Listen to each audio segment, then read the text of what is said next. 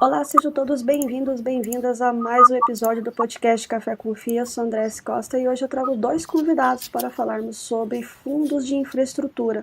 Os convidados de hoje são o Rodrigo Weinberg e o João Comini, eles que são aí da equipe de gestão do SNID 11. Sejam muito bem-vindos a esse podcast.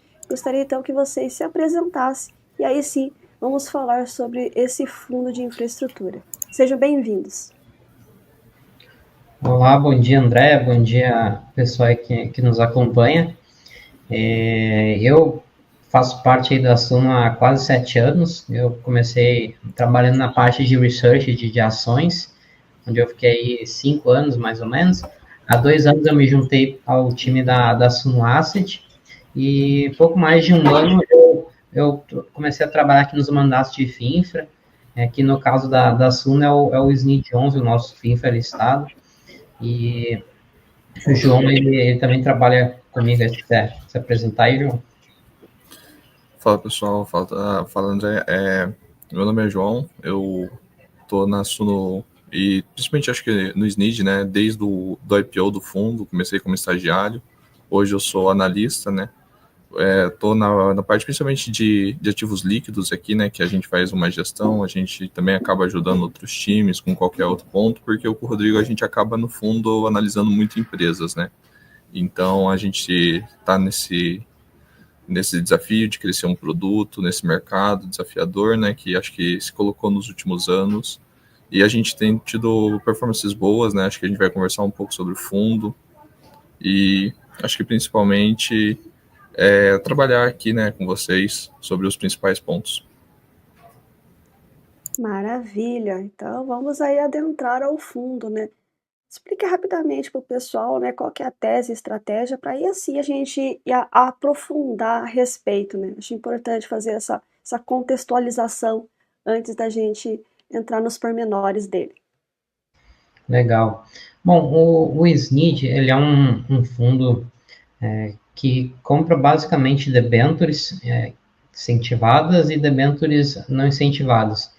Só que a gente optou por trocar a remuneração do fundo de IPCA para CDI, justamente para dar maior previsibilidade de rendimentos para os investidores.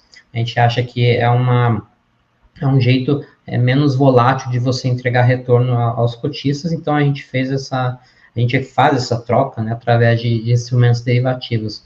Hoje o fundo, ele carrega mais ou menos cerca de 40 debêntures, a gente não é muito concentrado, a gente também é um fundo aí que opta por não se expor também em ativos muito arriscados, a gente também não tem operações estruturadas dentro do fundo, então é um fundo aí que tem dentro da sua carteira debêntures bastante líquidas, então a gente não tem problema também de gerar caixa, de ser pressionado aí por vender ativos descontados, e a gente opta por fazer distribuições mensais de rendimentos, acho que em linha aí com os nossos pares.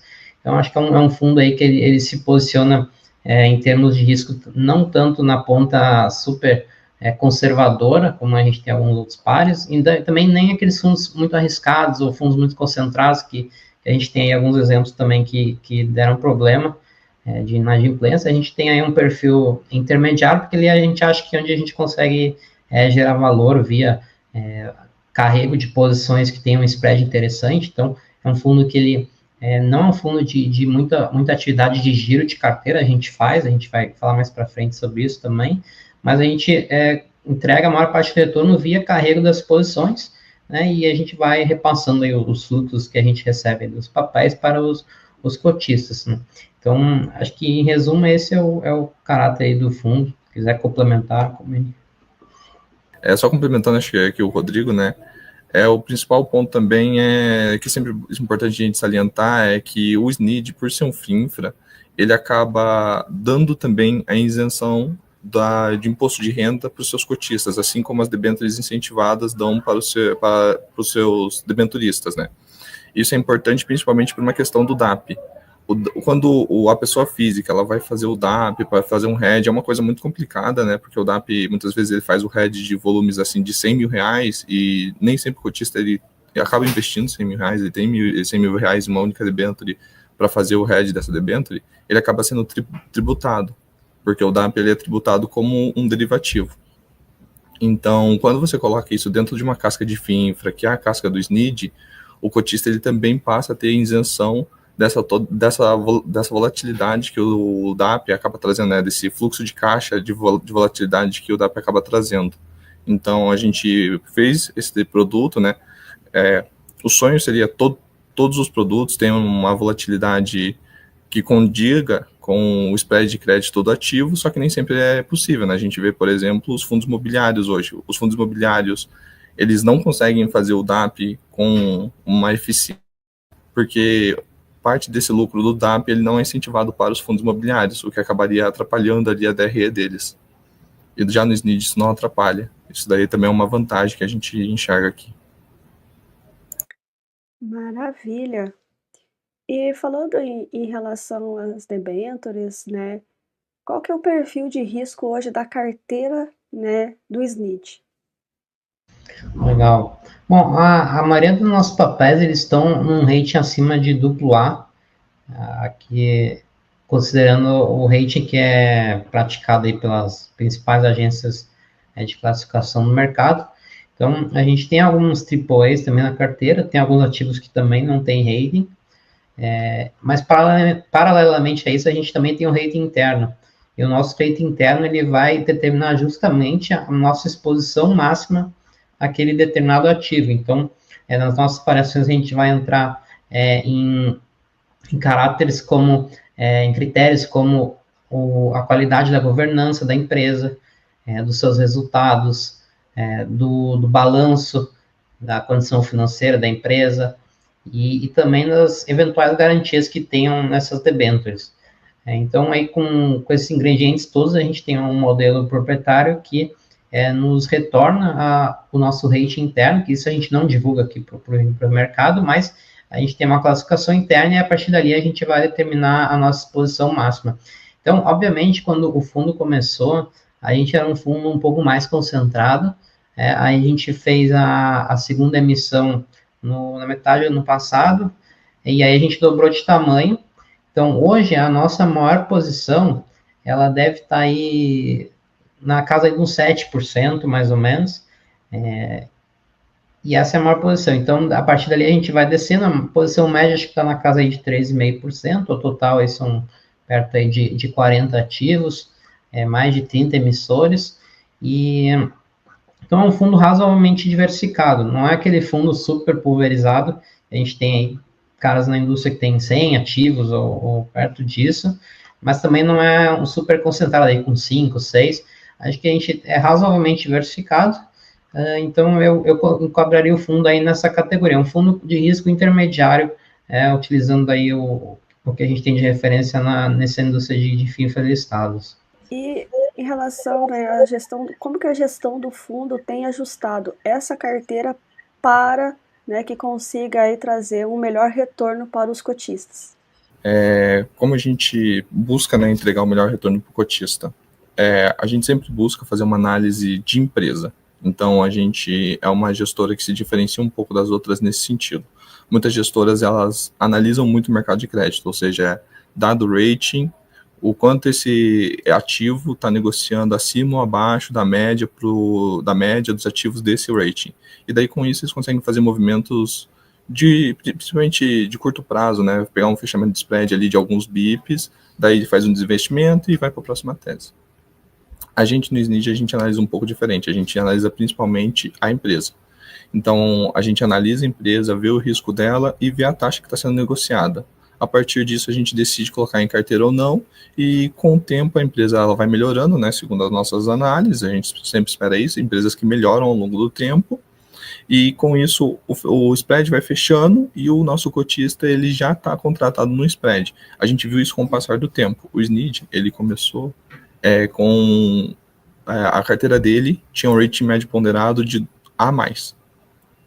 Ano passado, a gente mudou para AA-, porque as nossas empresas elas foram tendo reavaliações positivas do rating de crédito. Esse ano, principalmente mês passado, a gente conseguiu um rating médio ponderado da carteira de AA, Por quê? Porque mais empresas foram reavaliadas. Aqui a gente tem vários casos. A gente tem o caso de Enauta, que virou Brava. Enauta era um caso que era triplo B. E com o passar do tempo, ela virou um duplo A. Então, assim, são Casan também, que é um caso aqui que a gente tem, que é uma concessão de saneamento estatal também. Ela teve uma melhora muito grande de crédito, do rating de crédito, e é isso que a gente espera entregar para o nosso cotista, né? O que mais a gente tem feito nesse momento de mercado? Recentemente a gente fez um giro de carteira, né? A gente tem entendido que algumas das nossas teses elas têm se materializado, elas têm entregado resultado, e a partir do momento que elas entregam um resultado, né, que principalmente são as teses que a gente investiu ali com o dinheiro da primeira emissão, já faz 2 anos que a gente está com esse fundo, então algumas teses se materializaram com o passar do tempo, elas ganharam maturação e os spreads fecharam. Então a gente tem feito um giro de ativos, vendendo essas emissões ao mercado, né? São emissões principalmente de curto prazo, são emissões líquidas que fundos abertos eles se interessam muito. E para a gente passa a não ter mais sentido, porque não tem mais tanto ganho, tem muito uma questão de carrego, muito perto da NTNB. Então a gente tem entrado principalmente em operações que ainda estão por maturar. São operações de longo prazo, são operações que têm ali uma duration de 5, 6, 7 anos, que muitas vezes um fundo aberto, um FII infra aberto, ele não pode entrar, mas a gente, por ser um FII infra fechado, a gente consegue entrar e a gente consegue esperar toda a maturação do projeto, o spread fechar, e com isso a gente vai fazendo um giro da carteira, assim, ao longo do tempo, sempre buscando as melhores oportunidades, principalmente aproveitando de operações um pouco mais líquidas, um pouco mais longas, que é onde a gente acha que a gente se destaca, e tem um prêmio natural de spread. E é interessante também que quando a gente tem essas reavaliações de rating para cima, reavaliações positivas, a gente tem 2 coisas que acontecem aqui. Tanto o risco percebido do emissor, ele diminui, seja para uma eventual inadimplência, como também isso se reflete no próprio preço de mercado desses papéis, que também aumenta. Então, a gente gera um ganho para o fundo que fica acumulado dentro do nosso patrimônio. Então, esses são alguns casos aí que o Comini trouxe. A gente tem outros também aqui em carteira. Então, na média, a gente tem esse movimento aí de re-rating, ele também traz um ganho aí, que é incorporado aí na cota patrimonial do fundo. E qual que é a duration média hoje da carteira? Hoje está na faixa dos 3,7 anos. Na verdade, isso daí é mais a carteira CDI, né? Que é a nossa carteira um pouco mais curta. Mas a nossa carteira de infraestrutura, né, que acho que são os ativos mais longos que a gente tem, né, tá ali mais próxima de 5 anos. Ou seja, pegar a média da média, né? Dá o quê? 4,7 por aí, né? Em relação aos dividendos ou rendimentos, né, que é algo que os investidores ficam muito atentos a respeito. Eles são consistentes e sustentáveis? Vocês já fizeram amortizações também ou só entregaram rendimentos? Como é que está o SNID? O SNID, a gente chegou a entregar amortização no começo do fundo, né? O SNID aqui a gente tem uma regra que a gente distribui o carrego para o cotista. E logo no começo, o SNID ele teve o IPO dele em fevereiro de 2023. Muito próximo do caso Americanas. Para quem lembra, caso Americanas, caso Light. O que aconteceu com o SNID nessa época? O SNID, ele começou, o VP do SNID, ele foi para baixo dos R$100 na época, hoje R$10, né? Porque a gente acabou fazendo o desdobramento das cotas. A partir do momento que o VP do fundo, ele fica abaixo dos R$10, o nosso administrador, ele não deixa a gente fazer distribuição de rendimentos. Ele fala que a gente não tem lucro, porque é uma lógica contábil, dessa forma a gente tem que fazer uma amortização. Como a gente se propôs a todo momento entregar o carrego para o cotista, a gente realizou 2 amortizações, desde então a gente nunca mais precisou realizar amortização, a nossa cota patrimonial, ela sempre negociou acima, ela sempre esteve acima dos R$10. Então, mostrando para o cotista que realmente a gente não devolveu o dinheiro que ele colocou dentro do fundo. A gente gerou valor, aquilo foi só um momento pontual. E eu acho que é muito essa nossa cabeça. A gente sempre quer aqui distribuir o carrego para o cotista e eventuais ganhos de capital. Quando a gente fizer um giro um pouco maior, vai ter ganho de capital, vai ficar no valor patrimonial e a gente vai distribuir ao longo do tempo. O SNID dificilmente vai ser um fundo que vai dar, a gente espera, né, pelo menos, vai dar 15 centavos, ou 1,50, né, para quem gosta de base 100, dificilmente vai dar isso. Se der, a gente vai ter medo da Selic que vai estar. Mas não, o SNID não foi feito para isso. O SNID foi feito para ser um fundo consistente, para ser um fundo onde sempre que a gente dá um rendimento para o nosso cotista, o cotista ele espere isso por mais algum tempo. A gente também tem aqui, recentemente a gente soltou um relatório, o nosso relatório mensal de fevereiro, a gente mostrou para o cotista, dado a Selic, dado o nosso spread de crédito, o quanto o fundo gera. E a gente mostrou para o nosso cotista que o nosso fundo gerava 12 centavos. Um mês depois, a gente distribuiu os 12 centavos para o cotista. Então é algo muito, muito claro, assim, o nosso carrego. A gente sempre tenta deixar bem claro, assim, o nosso nível de distribuição saudável. A gente sempre pontua no relatório gerencial. Esse nível é um nível saudável, dado principalmente a Selic, né? Porque aqui a gente também acaba não fazendo muita mágica. A gente é um fundo indexado ao CDI. Se o CDI subir, o nosso rendimento, ele com o tempo vai subir. Se o CDI cair, com o tempo o nosso rendimento vai cair também. A gente faz um estudo aqui e a gente sempre pensa em rendimentos para os próximos 6 meses. Então, sempre que a gente dá um guidance, sempre que a gente estipula um nível de distribuição, é sempre olhando os próximos 6 meses. E quais são, né, os principais setores e emissores presentes na carteira do SNID? Bom, legal. A gente tem o principal setor hoje é o setor de saneamento, e concentra aí a maior parte das nossas posições, porque foi um setor aí que vem muito ao mercado, com emissões aí com spreads interessantes, por conta aí das metas de universalização do saneamento básico aqui no Brasil. Então, muita empresa conseguiu aí captar muita grana a taxas boas, e aqui a gente também conseguiu incorporar esses papéis. Então, o saneamento hoje é um pouco mais aí de 20%, a gente tem também o setor de energia elétrica, 19%, e telecom, 12%. Esses aí são os 3 principais setores aqui do fundo. Temos também rodovias, um pouco de óleo e gás, e aí outros setores com uma exposição menor. De fato onde a gente tem lastro, né, para a emissão dessas debêntures incentivadas, que são os setores ligados à infraestrutura.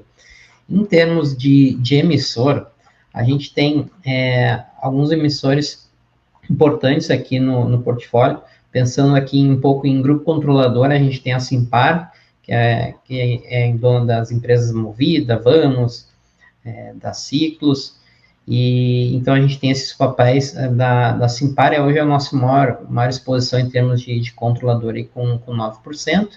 A gente tem também uma posição que ela uma posição com poucos fundos tem aqui na indústria, que é uma posição num terminal de granéis, exportação, importação ali perto de Itajaí, em Santa Catarina, que é a TESC, que pertence ao grupo Agri Brasil. Era a nossa maior posição, hoje continua sendo, mas ela já teve mais de 10% do fundo, hoje é 7% do fundo.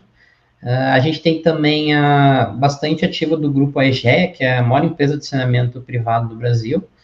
Inclusive, eles estudam fazer um IPO aí final do ano, provavelmente vão vir a mercado também. Então, a EGEA tem uma série de emissões que a gente tem na carteira. E a gente tem também Rota dos Grãos, que é uma operação de uma rodovia, uma rota fica ali no Mato Grosso, com alguns estados, que é uma operação aí também pequena, que a gente foi uma empresa que entrou, é uma operação que se provou muito bem, assim, um trecho bem importante ali para escoamento da produção do agro, e é um ativo aí que também hoje já tem um risco bem menor em carteira, então trouxe aí um ganho bacana aí para o fundo, né? Depois disso a gente tem uma série de outros emissores, muitos ligados aí à fibra ótica, porque hoje no Brasil a gente tem uma série de empresas que está expandindo a cobertura de rede de fibra ótica para levar a internet para o Brasil inteiro. Então, essas empresas, elas estão vindo ao mercado, estão crescendo. Então, a gente tem alguns nomes desses caras aí também em carteira, né? E saneamento, além da EGEA, a gente também tem Grupo Iguá, operação lá do Rio. A gente tem BRK, temos a Kazan, que o Comini falou, que já é uma operação madura, né, da concessão de Santa Catarina. E, enfim, tem uma série de outros, eu não vou, acho que, falar um por um aqui, senão a gente vai ficar a live inteira falando desses caras, mas Acho que os principais são esses, tá? Que eu comentei aqui. Duas perguntas em relação ao fundo. Por que o desdobramento, né, de cota 100 para 10? E em relação aos setores, tem setores que vocês olham e que vocês veem potencial, mas ainda não aconteceu, ou que deve ser, ou deve acontecer nos próximos anos? Em relação à infraestrutura, sabemos que o Brasil precisa de muita coisa, né, em relação ligada à infraestrutura. Mas tem setores que vocês veem potencial e que ainda não está acontecendo ou está começando a realmente as pessoas olharem a respeito? Pega do combinho do desdobramento, eu falo a segunda. Pode ser? O desdobramento, né? Acho que a gente viu a gente agiu primeiramente com um pedido dos cotistas, né? Acho que foi muito feedback. A gente é uma gestora muito comunicativa, então a gente acaba fazendo live, o nosso CIO acaba fazendo live e geralmente os cotistas eles perguntavam por que o SNID não é cota 10? Vocês já pensaram em fazer o SNID cota 10? Com isso, a gente acabou chamando uma assembleia, né? A gente pediu para o nosso administrador para fazer uma assembleia para literalmente assim pegar a opinião dos cotistas, né, sobre se eles queriam que o fundo se transformasse em 1 para 10 ou não. E a gente acabou tendo um feedback muito positivo na época, se eu não me engano, acho que foi próximo assim de 24% de aprovação e apenas 1% de reprovação. Com isso, com essa informação em mãos, a gente decidiu, né, porque para a FINFRA acaba sendo um ato do gestor, se o FINFRA ele vai negociar na base 10 ou na base 100. Então, sabendo assim, a aprovação, né, dos cotistas, por mais que não tenha dado mais de 50%, mas das pessoas que se manifestaram, a maioria esmagadora, eles queriam ter um fundo base 10. A gente acabou transformando o SNID em um fundo base 10, e desde então a gente viu um crescimento no número de cotistas. Acho que principalmente ali nos primeiros meses foi um crescimento bem grande assim no número de cotistas. Hoje o SNID ele tem ali próximo de 8 mil cotistas, e para um fundo do tamanho do SNID de 75 milhões, é um dos fundos assim que mais tem cotistas do mercado. Não é um dos mais tem, né? Acho que os fundos que mais têm cotistas hoje têm próximo ali de 40 milhões, só que dos fundos, principalmente de médio porte e de pequeno porte, o SNID é um destaque, assim. Tanto pela questão da comunicação que a gente tenta ter com os nossos cotistas, quanto também por esse atrativo, assim, de ser um fundo base 10, ser um fundo que as pessoas elas podem estar iniciando, mesmo com poucos recursos. Em relação a possíveis setores aí que vão ao mercado na parte de infraestrutura, acho que os setores estão aí, né? O que a gente tem hoje, telecom, saneamento, energia, rodovias. O que eu acho que a gente poderia ter um pouco mais é a parte do agro. A gente teve algumas emissões aí de empresas do setor sucroalcooleiro para projetos de irrigação. E irrigação hoje no Brasil é um gargalo muito grande, uma série de culturas, né, principalmente café, e a gente vê aí que o nosso clima de alguns anos para cá está muito mais imprevisível, né? Então você tem anos aí com baita seca, outros anos chove bastante, então a necessidade de irrigação ela fica cada vez mais iminente, né? Você precisa ter uma forma de suavizar isso aí, porque senão acaba prejudicando aí a produção, né, dessas culturas aí que dependem mais de água. Então, acho que irrigação é um projeto importante, que eu acho que poderia entrar com mais força, né, aqui na Bolsa. A Bolsa fala que é o mercado de balcão, né, de debêntures, a gente tem mais esses emissores aí, eu vejo ainda muito pouco, né. E a parte de rodovias, eu acho que está melhorando, sim, a gente tem alguns nomes novos, então tem o Grupo EPR, Grupo Entrevias, mas não tem muitas novidades aqui, né? Geralmente são sempre os mesmos grupos aí que estão vindo ao mercado, que acabam consolidando o setor, porque hoje o maior gargalo da infraestrutura do Brasil são as rodovias que estão em uma condição de tráfego muito ruim, e você tem metas bem ambiciosas aí de privatização, de concessões do nosso governo, e acho que está engrenando, acho que isso vai melhorar muito a produtividade do Brasil, então eu queria ver um volume maior dessas emissões, tá? Mas aqui também a gente tem que ver que também é um setor que possui um certo risco, né, depende também de quem que vai executar as obras, depende da forma que os contratos vão sendo modelados. Então, acho que é um setor aí que também tem uma série de mudanças que eu acho para melhor, por exemplo, o free flow, ou operações que a gente vê, por exemplo, na rodovia Tamoios, que o governo ele se compromete a ressarcir a empresa em caso de ter um fluxo insuficiente, conforme estava previsto aí na modelagem. Então, acho que é um setor que precisa de muita atenção, e acho que é onde a gente já está vendo muita emissão de rodovia. Acho que isso vai continuar para o restante do ano. Então, eu assim, me vem à cabeça esses dois. Eu acho que também um que a gente pode ver mais é a parte de porto, infraestrutura portuária. A gente teve aqui o caso da TESC, teve também uma outra empresa, agora há pouco, me esqueci o nome, da AAA também, que tem ali uma operação de porto, mas hoje também é um gargalo muito grande no Brasil. A parte tem muito atraso aí no embarque, desembarque. Isso também melhoraria muito nossa infraestrutura, né? Porque isso é dinheiro que fica na mesa. Então, quanto mais tempo o navio fica lá esperando mercadoria chegar, esperando para sair, desembarar a sua alfandegária. Então, pensa o tamanho da costa que a gente tem aqui no Brasil, né? E a gente ainda tem muito pouca, eu acho, opção aí de porto, de escoar a produção. Então, acho que eu gostaria de ver mais emissões aí nesse segmento, que acho que também ajudaria a diversificar aí a nossa carteira, e é um setor também muito bom, né? Muito resiliente. Me vem aí esses aí que eu trouxe aqui. E eu acho que só complementando aqui o Rodrigo, eu acho que 2023 foi talvez um ano marcante ali para o setor de saneamento, né? Foi o ano que várias operações que a gente tem em carteira, igual a EGEA, que é Águas do Rio, Rio Mais, todas elas vieram ao mercado se financiar. A gente vê esse ano, por exemplo, talvez como um ano transformacional para o setor de rodovias. Na base histórica que a gente tem, acompanha aqui da Ambima, energia elétrica sempre foi o setor que mais captou em debêntures incentivadas. Esse é o primeiro ano, até o momento, né, em que rodovias é o setor que mais captou em debêntures incentivadas. A atratividade do setor elétrico, acho que é a mais clara, né? Porque é um setor muito seguro, é um setor que tem uma regulação forte, é um setor que tem segmentos muito bons ali que você está trabalhando, que é geração, distribuição, principalmente transmissão, né? São setores muito bons que atraem a pessoa física, né? Por causa da segurança. Mas a gente vê uma captação nesse ano de 2025 bem forte para rodovias, e a gente tem que ver, né, se isso vai se concretizar até o final do ano, e esse vai ser o setor que mais vai captar, mas até o momento tem sido um ano muito transformacional para esse setor. Até porque tem muitas concessões sendo feitas, né? Eu vejo aqui, eu estou no Paraná, tem muitas rodovias que acabaram a concessão e agora estão voltando, né? Então está sendo feito ali a concessões de várias rodovias. E é importante, né? Principalmente concessões que dupliquem essas rodovias e com isso aumente o fluxo, né? Que o fluxo está bem grande, né? De carros e caminhões, então realmente é importante.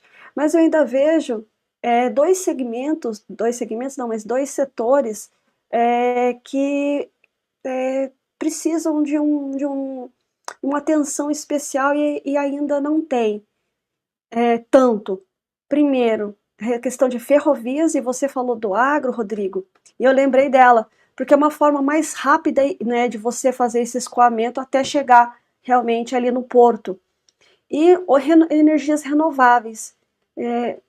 Eu estou vendo errado ou vocês também estão vendo que é importante aumentar essa questão? Nós que temos, apesar de toda essa mudança climática, mas eu vejo um potencial muito grande no Brasil, né, de energias renováveis. E com a inteligência artificial e toda essa demanda de cidades começando a perceber a necessidade de serem mais inteligentes, né? Então vai demandar muito mais energia, porque vai ter câmeras, vai ter internet, então tudo isso vai demandar data centers, né, que vão automaticamente tendo uma maior demanda e com isso também a necessidade desse tipo de energia. Não, eu acho que foram ótimos exemplos. De fato, a ferrovia nem me vem à cabeça, porque assim, ó, eu nem lembro da gente ter alguma emissão, a não ser desses caras que já estão na bolsa, aí, aquela empresa que era a antiga ALR, como que é o nome? A Rumo, né? A Rumo vem, mas a Rumo já é uma empresa listada, ainda é uma empresa gigante. Eu acho que ferrovia, de fato, é um gargalo gigante no Brasil, uma briga histórica aqui, que a gente não conseguiu desenvolver a nossa malha como tem nos Estados Unidos, por exemplo, e um país de dimensão continental como a gente tem aqui, é imprescindível. Você tinha que ter muito mais trem do que a gente tem hoje, e eu acho que talvez o que falta aí também é uma certa... um amadurecimento do setor. Eu acho que precisa de um amadurecimento do marco regulatório para você ter condições mais seguras de você ter capital, por exemplo, estrangeiro entrando em ferrovia forte no Brasil. Por que empresa americana não constrói ferrovia aqui, né? Devia construir, não constrói. Então, eu acho que isso também tem uma série de discussões aí no setor, porque é algo que envolve muita grana, é um capex multibilionário fazer essas malhas, e tem que ter, acho que, um marco mais forte para você ter mais segurança jurídica para atrair esse capital todo. Mas eu concordo, acho que é um setor que deveria ter, sim, mais emissões aí para a gente ter mais rotas, né? A gente tem pouquíssima rota aí tem a Rumo, tem a Vale, por exemplo, tem essas próprias Vales para levar o seu minério de ferro, mas pensa trem de passageiros ou de outras cargas, de fato não tem muita, né? Tem a VLI também, uma empresa importante. Então, acho que sim, mas eu não vejo isso no médio prazo, tá? Acho que isso é uma discussão que é importante, mas eu acho que a gente vai ver isso aí só daqui a 10, 15 anos, talvez, tem mais emissões aí de ferrovias, né? E a parte de data center, acho que também você comentou, acho que isso sim, eu já vejo muito crescimento, muita demanda aí por essas capacidades, porque o consumo de dados ele é exponencial, né? Então, a velocidade de conexão aumenta na internet, o consumo hoje é uma coisa incrível, né? Então, isso só vai aumentar a demanda por esses data centers, e eu acho que por isso que a gente está vendo bastante crescimento aí no setor, né? Mas, de fato, eu até agora não me recordo de alguma emissão aí nesse segmento, porque dado também é uma coisa que você pode armazenar aqui ou pode armazenar nos Estados Unidos, em outros lugares também, né? Eu acho que é algo mais fluido, né? Mas, de fato, tem empresas crescendo aí, essa parte aí de data center. Eu acho que também é um setor promissor. Quem sabe mais para frente a gente não vê alguma emissão aí nesse sentido. Eu acho que falando sobre energias renováveis, né? Que foi outra questão. A gente tem algumas emissões, elas não são de tão grande volume, assim, comparado às outras, mas acho que principalmente porque ainda é um setor que ele ainda está crescendo, né? Acho que a gente tem o setor de geração eólica, ele teve um desafio agora, né? Ele está tendo um desafio, toda a questão de curtailment no Nordeste, e isso acaba afugentando um pouco o investidor pessoa física, acaba diminuindo o interesse do distribuidor em fazer uma emissão para acabar distribuindo no mercado em geral, mas a gente entende que uma vez que acho que esses problemas forem endereçados, com certeza vai ser um setor que vai ter o seu momento ao sol, né?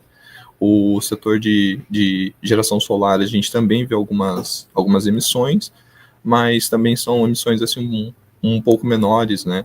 E que acabam sendo um pouco mais específicas. A gente também entende que, principalmente acho que para a geração solar, né? Você acaba tendo uma disputa ali com o CRI, porque a empresa ela pode acabar fazendo uma estrutura em que caiba dentro de um CRI, e um CRI é muito menos burocrático para você realizar uma emissão. Para você fazer uma emissão de uma debênture incentivada é um pouco mais burocrático, você acaba tendo que ter um tamanho um pouco maior para você ter o interesse de um banco acabar distribuindo ali uns 100 milhões, 200 milhões, e geralmente é uma estrutura de uma usina solar de pequeno porte, uma GD, assim, ela acaba não precisando desse capex tão grande, então ela acaba emitindo um CRI ali um pouco menor, e daí isso acaba fugindo um pouco do que a gente percebe, né? Mas a gente vê esse financiamento, acho que principalmente de geração solar, mas ainda assim em pequeno volume. A gente entende que pode também crescer, mas acho que a geração eólica talvez venha antes, assim que os problemas dela forem endereçados. E eu acho que, assim, a gente até recebe bastante proposta de algumas emissões com um spread bem alto, a gente, obviamente, se interessa por olhar, mas Aqui dentro da Suno, a gente tem outro fundo que se chama SNEL, que é um fundo que justamente constrói usina, compra usina. Então, a gente sabe o rolo que é essa operação, tem riscos ali muito, muito grandes. Você tem risco de obra, que não pode ser menosprezado, risco de atraso de obra, de estouro de orçamento. Você tem um risco de demora na conexão da usina. Se a usina não conecta na rede de transmissão, você não consegue despachar essa energia, né? Essa operação não funciona. E você também tem um risco de comercializar a energia, porque hoje surgiu um boom, né, com incentivos para o setor, então muita gente entrou nesse mercado e o preço foi lá para baixo da energia. Então, são riscos relevantes que essas operações carregam, e na maior parte dos casos, o que chega para a gente é operações aí bem verdes, né, ainda que vão passar por obra, passar por todas essas etapas. Então, por isso que a gente fica um pouco mais cauteloso, e hoje a gente não tem nenhum caso aí de GD aqui no nosso portfólio, né? E o risco de curtailment que o Comino também falou, ele é um risco que de fato bate no setor. Hoje já é uma discussão muito grande para que players de GD também sofram o curtailment, porque eles acabam também sobrecarregam é uma discussão, assim, não vou entrar muito detalhe aqui, mas tem caras que falam que eles também deveriam ter esses cortes na energia, não só geradores aí no Mercado Livre. Então, hoje tem uma certa queda de braço aí entre esses caras que cresceram em base de incentivos e os operadores tradicionais que operam no mercado cativo, no mercado regulado, no mercado livre, né? Então, o que se fala hoje é uma possível mudança aí de regulação também do setor elétrico para deixar a coisa mais uniforme. Então, acho que também é algo que hoje está em pauta aí. O que a gente tem de energia hoje é coisa bem tradicional. A gente tem operações aí do Grupo Comerc, temos também algumas usinas hidrelétricas da usina São Manuel, a operação também da Norte Energia, e a gente tem também uma usina térmica, que é o TE-GNA1, que é do Porto de Açu, ali fica perto do Porto de Açu, que também é uma operação aí de geração termoelétrica, né? Mas de ED a gente não tem. A gente tem um pouquinho de eólica também, né, mas sempre ancorado em grupos maiores, né, eu acho que principalmente isso, Comerc, ali um grupo muito grande, um grupo que tem a Vibra por trás, a AES Tucano, que hoje virou Auren, né, então assim, são grupos grandes que estão por trás de operações também grandes de energia renovável. Maravilha! E como é que o SDID, nós comentamos a respeito de volatilidade, mas como é que ele se posiciona em relação à volatilidade e o drawdown em comparação com outros FIINFRAs, né? Até explica para o pessoal o que é drawdown, que senão o pessoal não vai entender. Sim, acho que explicando aqui um pouco, né? Volatilidade é o quanto balança, né? E o drawdown é o quanto ele caiu desde a última do seu pico ali, né? Então, não adianta nada um gestor ter um track record maravilhoso, 50% em 2 anos, se nos últimos 6 meses a cota dele caiu e a maioria dos cotistas que estão no fundo dele entraram nos últimos 6 meses. Então, isso é uma métrica assim, que a indústria, acho que principalmente alocadores, acabam olhando, né? Porque tem muito gestor que ele aí cresce o fundo dele, ou ele tem uma rentabilidade muito boa no passado. Só que nos últimos anos, ele acaba não tendo uma rentabilidade tão boa, acaba tendo decisões erradas de alocação e acaba prejudicando o cotista que acaba entrando depois. Acho que para analisar isso, né, a gente tem que analisar uma coisa que os fundos listados eles acabam tendo, que é a diferença entre a volatilidade, o valor patrimonial e o valor a mercado. A gente costuma brincar aqui no mercado, né, que o valor patrimonial é o trabalho da gestão e o valor de mercado é o que o cotista entende do trabalho da gestão. E um nem sempre acaba condizendo com o outro. Então, assim, o que a gente faz para manter um valor patrimonial condizente, né, dar uma defesa patrimonial ali para o cotista? A gente tem o nosso fundo indexado ao CDI, que a gente entende que é um indexador que remunera condizentemente bem, né, a gente está no Brasil, os juros assim, muito altos, e uma volatilidade muito grande desses juros. Tem hora que você elege um governo, acha que tudo vai mudar, e tem uma hora que você elege um outro governo e acha que tudo vai mudar, só que para pior. Então, assim, é natural que tenha volatilidade num mercado emergente igual o Brasil, né? E por isso a gente decide estar atrelado mais ao CDI, porque a gente entende que a remuneração ela é muito atraente e a volatilidade ela é bem reduzida. Com isso, a gente consegue estar tendo um foco maior em analisar as teses e não o mercado de curva real de juros, se o juro vai subir, se o juros vai cair, qual ponta da curva, qual duration a gente quer estar, se a gente quer estar numa duration mais curta, porque a gente acha que vai ter muita volatilidade, se a gente quer estar numa duration mais longa, porque a gente acha que os juros vai fechar. A gente simplifica essa análise muito mais para uma análise de empresas, muito mais para uma análise de emissor. O que mais a gente faz aqui dentro da Suno, né? A gente procura o nosso fundo, né, o SNID, se vocês pegarem no mercado, o nosso fundo, ele, dos fundos listados, ele é, se não o com menor vol patrimonial, mas um dos menores.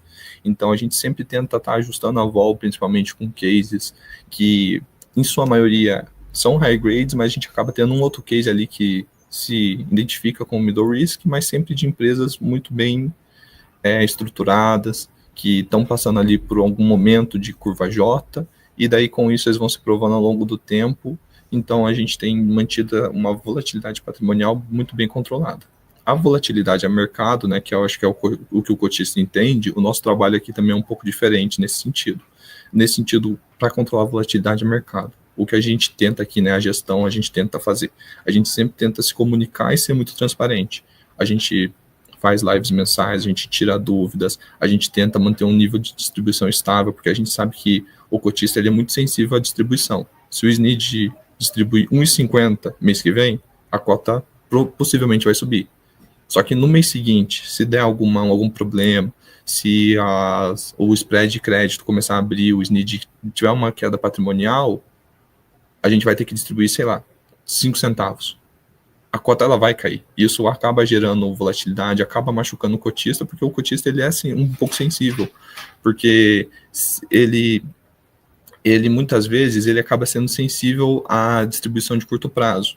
Então, quando distribui 5 centavos, o cotista ele entende que tem algum problema no fundo. E com isso é natural que ele venda. Da mesma forma que se tiver 1,50 ou 15 centavos de distribuição, ele entende que o fundo está indo muito bem, então isso talvez possa continuar. E daí ele vai pagar mais caro. Isso acaba gerando uma volatilidade no valor do mercado. Então a gente tenta sempre manter um nível de distribuição condizente, a gente tenta ser transparente, a gente tenta trazer todas as nossas operações, tentar se comunicar da melhor forma possível com o mercado, para a gente fazer o aumento de distribuição, né, desse aumento de 11 para 12 centavos, a gente se comunicou com os cotistas, a gente trouxe estudos mostrando para eles que era possível a gente aumentar o dividendo. Os cotistas eles perguntavam para a gente, a Selic aumentou, o SNID não vai aumentar, a gente tentava explicar.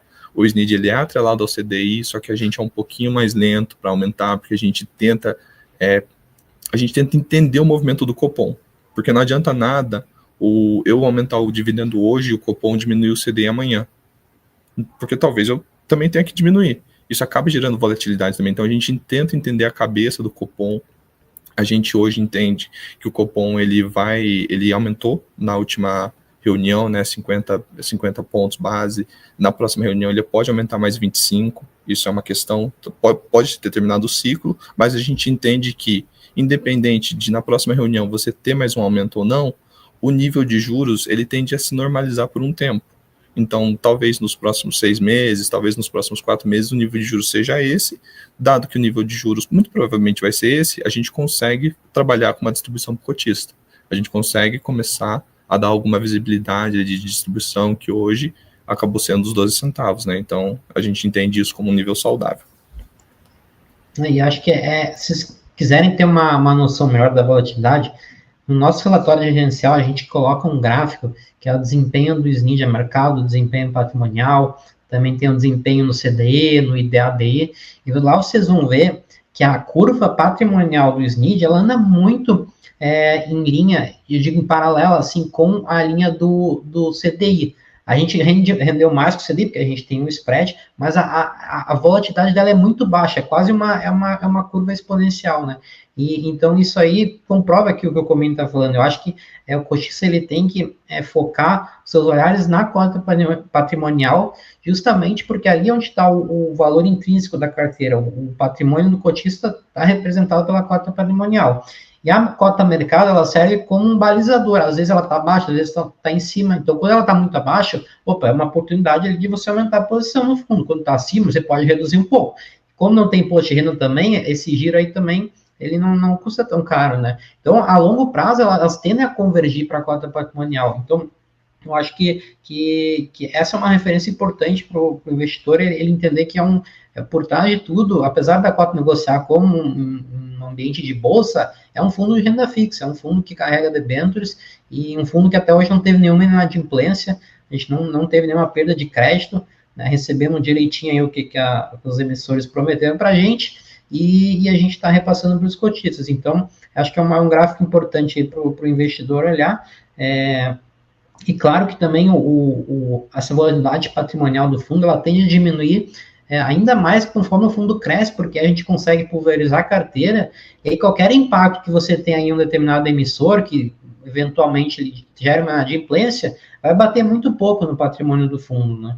Então, isso também tende a diminuir conforme o fundo aumenta, né? Porque hoje o fundo ainda é relativamente pequeno aí, em comparação a alguns outros pares, apesar de que a carteira também uma certa diversificação, né, com aí, mais de 40 ativos, mas tem espaço para aumentar também, né? Conforme o fundo cresce, a gente tem também condição aí de aumentar a diversificação. Claro que se a gente faça isso de uma forma a não comprometer o carrego do fundo, né? Porque você também tem um custo, né, em fazer isso, que às vezes pode bater demais aí no carrego do fundo e no rendimento, né? Então, precisa também considerar esse trade-off na hora de alocar esse dinheiro. Muito obrigada por vocês terem vindo aqui, nesse bate-papo, trazer explicações e informações a respeito do fundo para que os investidores ou pretensos investidores aí conheçam um pouco mais a respeito do SNID. Gostaria então que vocês deixassem suas considerações finais e as mídias sociais para quem ainda tem dúvida, para quem ainda quer conhecer mais. Você já falou um pouquinho do relatório, tem um relatório em Power BI que é muito interessante. Então eu gostaria que vocês aí deixassem as considerações e as mídias. E mais uma vez, muito obrigada. Ok, isso, André. Obrigado aí pela oportunidade. A gente gosta de estar falando com o mercado, apresentar o nosso produto. O que a gente tem hoje aí de comunicação? Tem o relatório gerencial, que é divulgado aí todo mês. A gente tem um grupo de Telegram também. Acho que dá para botar aí o link, talvez, né, na descrição, ou mandar depois. Temos também a nossa live mensal do SNID, onde a gente responde dúvidas ao vivo dos nossos cotistas, e também a gente dá um overview do relatório gerencial. Acho que são os principais canais aí de comunicação que a gente tem com o investidor. E estamos também super abertos aí a qualquer questionamento do mercado. Quem não conhece também o produto FINFRA, a gente também pode auxiliar nisso.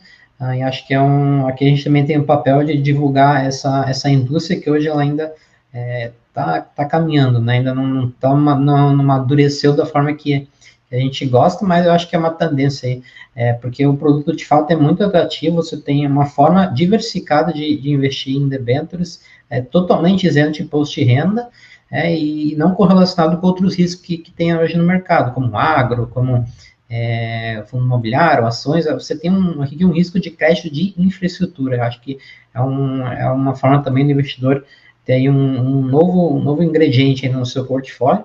Então, acho que merece aí uma atenção, né?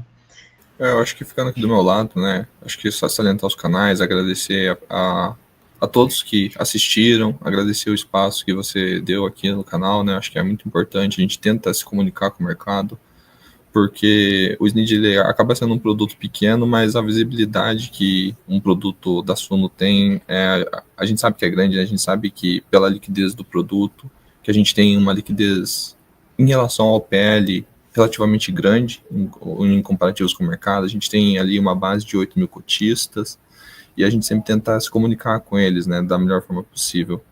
E eu acho que é isso, acho que é deixar aqui principalmente acho que ler o relatório gerencial, né, a gente entende que é muito importante, porque acho que o relatório gerencial é o momento em que a gente mais pode dar informações para o cotista. Nem sempre a gente pode dar uma informação que a gente gostaria na live, por questões de regulamentação, mas no relatório gerencial a gente sempre tenta trazer as melhores informações possíveis. Caso falte alguma informação, nos questionem na live. Se a gente não puder responder na live, a gente vai responder no relatório gerencial. Então, a gente sempre tenta dar guidance, né? Eu acho que a questão também de comunicação com os cotistas é muito importante.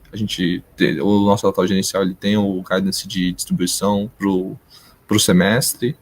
E é isso, o grupo de Telegram também está aí. A questão do Instagram, da Sunoacid, acho que quem não segue é interessante talvez seguir. A gente acaba também postando de outros produtos lá, né? A Suno tem uma atuação forte no segmento agro, no segmento de fundos imobiliários e também de fundos abertos. Mais uma vez, muito obrigada. E pessoal, se você não é inscrito no canal no YouTube, se inscreva, acione o sininho e também aí compartilhe e deixe seu like nesse nosso episódio. E se você prefere, também estamos aí nas principais plataformas de streaming. Muito obrigada, Rodrigo e João, e até o próximo episódio, pessoal. Tchau, tchau. Tchau, tchau, Rodrigo. Tchau, tchau, João. Tchau, tchau, pessoal. Tchau.